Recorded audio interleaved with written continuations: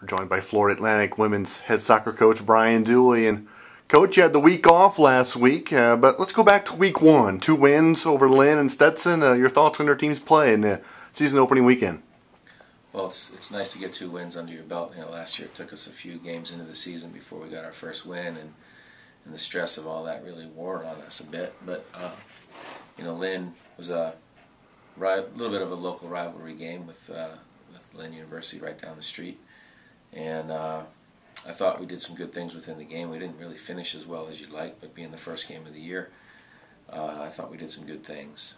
And I think we definitely had big improvement from the first game to the second game against Stetson.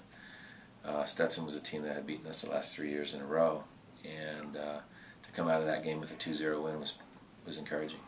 What measures have you guys taken since that Stetson game? You've had 2 weeks of training, and what have you guys done to get ready for this weekend's games against Mercer and UMKC? Well, I think that first week, we just wanted to make some gains and some clean up some of the things that we were a little bit sloppy with during the first 2 games. And I think we accomplished that. I thought we brought a new fitness level to the team as well, and got a couple days off in there as well to nurse some of the bumps and bruises that we've gotten from preseason in the first 2 games.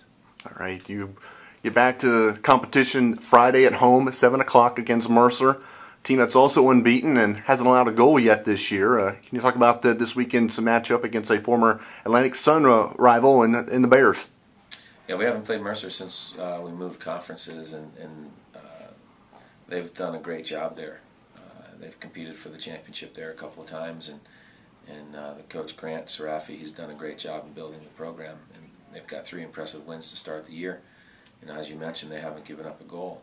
So they're going to be a very good defensive team, but they also seem to be a team that likes to keep the ball. They've outshot all of their opponents, and they've generated some good offensive opportunities from that as well.